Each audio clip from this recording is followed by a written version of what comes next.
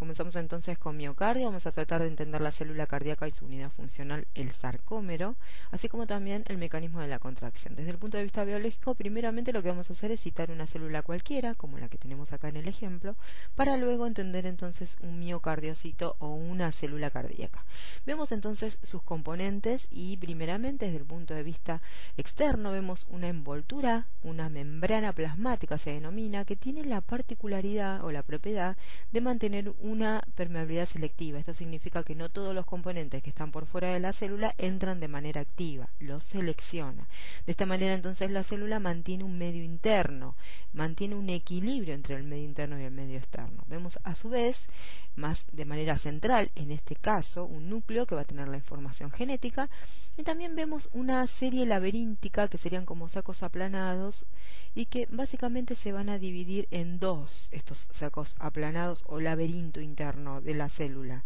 Se denominan a estos retículos endoplasmáticos. Retículos endoplasmáticos, y existen siempre dos, uno liso y uno rugoso. El rugoso básicamente va a tener la función de formar, se llama sintetizar, que es siempre la elaboración de proteínas. También vemos las mitocondrias, que van a tener una función muy importante en la célula, porque va a tener la posibilidad de transformar la energía o aquellos componentes productos de la degradación de los alimentos. Es una molécula muy pequeña, entre ellas la glucosa, y esta glucosa, que es la que conocemos como el elemento más pequeño producto de la digestión, se va a poder convertir en energía vital para la célula, que se llama ATP, gracias a estos elementos que se llaman mitocondrias. Entonces, desde esta instancia ya podemos entender que en este miocardiocito, en este cardiocito, básicamente, o miocardiocito, mejor dicho, vamos a tratar de localizar estas estructuras, que entendiendo entonces que desde el punto de vista de lo que es la función, contracción y demás, va a tener mucha actividad a este nivel energética, necesita entonces seguramente muchos de los elementos que citamos recién, que van a ser las mitocondrias. Ya de por sí, este tipo de célula tan particular va a tener en su interior muchos componentes a este nivel, que son las mitocondrias. Existen tres tipos de células musculares en nuestro cuerpo. Por un lado tenemos las células musculares cardíacas, la célula muscular esquelética, que es la que conforman básicamente los músculos que nos permiten y nos dan movilidad, y las células musculares lisas.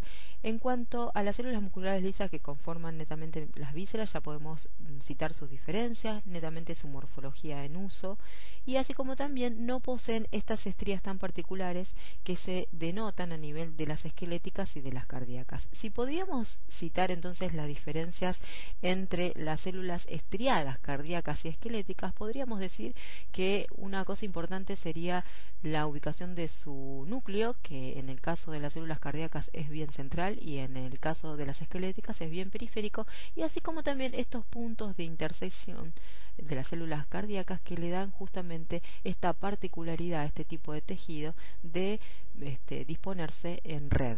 Y en cuanto a las células esqueléticas, esta disposición corresponde a una disposición en serie. En cuanto a la morfología, corresponde a escalonada, escalidiforme, y en cuanto a las uniones, se unen mediante discos intercalares con uniones digitiformes muy fuertes, que son mediante hiatos para conducir el impulso, que serían como una especie de conductos o túneles, y otro tipo de unión que corresponden a desmosomas, que le dan cierta resistencia, mucha resistencia y mucha firmeza mediante prolongaciones incrustadas de una pared hacia la otra. Si describimos los componentes que forman esta célula tan particular, comenzaríamos entonces por el sarcolema, que sería la membrana plasmática, y que presentan básicamente estas invaginaciones o túbulos T, y que básicamente tienen la particularidad de realizar una labor eficiente en cuanto a aquellos elementos que necesitan ingresar al interior de la célula de manera más efectiva y rápida. Estas células, para realizar su función de contracción, necesitan mucha energía, para lo cual entendemos entonces que existen estos elementos en gran cantidad. Las mitocondrias van a ocupar aproximadamente el 25% de lo que es la célula cardíaca. En cuanto al retículo endoplasmático básicamente rugoso, tiene dos características muy particulares. Primero, que es un almacén de calcio, o sea, en su interior existe calcio. Y segundo, que se relaciona, su disposición es a lo largo de la célula y llega a tener un punto de relación con los túbulos T. y esto se produce solamente durante el momento de la contracción.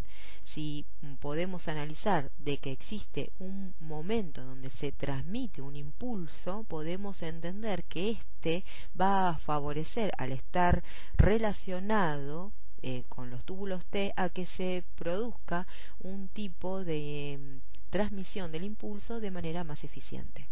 Vemos a este nivel las uniones digitiformes que unen a dos células. Si vemos entonces cómo es que está conformado en su interior el miocardiocito, podemos entender entonces cuál es su unidad funcional. Primeramente vamos a ver que está conformado por estos elementos longitudinales. Esos elementos corresponden a miofibrillas y se distinguen estas miofibrillas en dos tipos: filamentos finos y filamentos gruesos. Los filamentos finos corresponden a una proteína que se llama actina y los filamentos gruesos a miosina. Veamos entonces desde el punto de vista de la microscopía a qué corresponden esas estriaciones que habíamos visualizado. Vemos entonces que existen bandas oscuras y bandas claras. Las bandas oscuras se denominan con la letra A y las bandas claras con la letra I. Las bandas oscuras corresponden a la aglutinación o el amontonamiento de estos filamentos finos más los gruesos, y las bandas I corresponden a los filamentos finos. A significa anisotropía, que significa que hay dos elementos que lo conforman, es más bien heterogéneo, y I de ionotropismo, que significa básicamente la homogeneidad, que corresponde a un solo filamento, que es el filamento fino. A partir de acá vamos a tratar de entender cómo es la conformación estructural de la sarcómera. Primeramente, que va a estar conformado por estos elementos longitudinales que determinamos como línea Z en color verde, y a nivel central por los filamentos gruesos que corresponden a la proteína miosina. Desde los extremos van a emerger los filamentos finos que corresponden entonces a las proteínas, como estuvimos diciendo, de actina. Cuando se produce entonces la contracción, no es que se altera la parte central que corresponde a los filamentos gruesos de miosina, sino que se produce el entrecruzamiento o la interpolación de los filamentos finos de actina por sobre los de miosina. Podemos citar entonces primeramente que dentro de lo que es la conformación o configuración atómica del sarcómero van a estar conformadas por proteínas contráctiles que son la actina, que son netamente filamentos finos, que están formados por titina, que tienen la función de mantener al filamento grueso en su posición y tiene un poder de resorte en la contracción. Y los filamentos gruesos, que son los centrales, esta proteína miosina, que tiene propiedades elásticas por poseer elastina, con prolongaciones paralelas, fíjense bien en lo que estoy diciendo, paralelas, que constituyen puentes transversales como si fueran remos que actúan desplazándose cíclicamente hacia los filamentos de actina. A estas instancias podríamos entonces analizar que tanto la actina como la miosina tienen tanta afinidad, tienen tanta compatibilidad, que podrían estar siempre firmemente adheridas, lo que nos podría llevar a pensar entonces que existe una contracción continua, y sabemos que esto no es posible porque existen momentos de relajación y de momentos de contracción. ¿Cuándo es que se produce entonces la relajación? ¿Y cuáles son aquellos elementos que modulan o regulan entonces esta situación? Y van a ser básicamente dos proteínas que están entrelazadas a nivel de la actina, interfiriendo entonces entre la unión o entre el complejo actino-miosina, y son las encargadas entonces a este nivel de producir la separación de la actina con respecto a la miosina, es decir, inactivan el complejo actino-miosina, la tropomiosina y la troponina. Muy bien, ahora, ¿cómo es que se produce la contracción? Sabiendo que ahora entendemos que existen dos proteínas que están siempre en el medio, alterando la posibilidad de que esta actina y que la miosina se unan. Bueno, justamente la troponina va a tener mucha afinidad por el calcio, y cuando llega al calcio, cuando en presencia de este ion se une a él, porque tiene mucha afinidad, se une a él, y entonces estas dos proteínas terminan o dejan de regular la inhibición del complejo actino-miosina, provocando la unión de la actino-miosina y provocando entonces lo que es la contracción.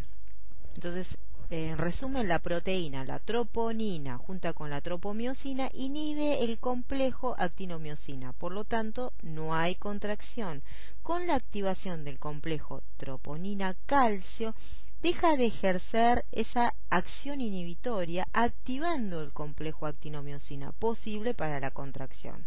El calcio entonces ejerce indirectamente la activación de la contracción por inhibir las proteínas moduladoras. La llegada de calcio al sarcoplasma, es decir, al lugar de la célula a partir de los túbulos T, se produce por un potencial de acción que produce una descarga disparando la apertura de canales voltaje dependiente ubicados a nivel de los tubos T, y la entrada de este ion calcio favorece una nueva liberación de calcio por el mismo calcio que entró a nivel del retículo endoplasmático rugoso. Entonces el calcio se une a la troponina y deja de frenar la inhibición de actina con miosina, produciendo entonces la activación del complejo actino-miosina, produciendo la contracción. Los sitios de relación de los túbulos T con el retículo endoplasmático rugoso se llaman diada, dos componentes, que es donde recibe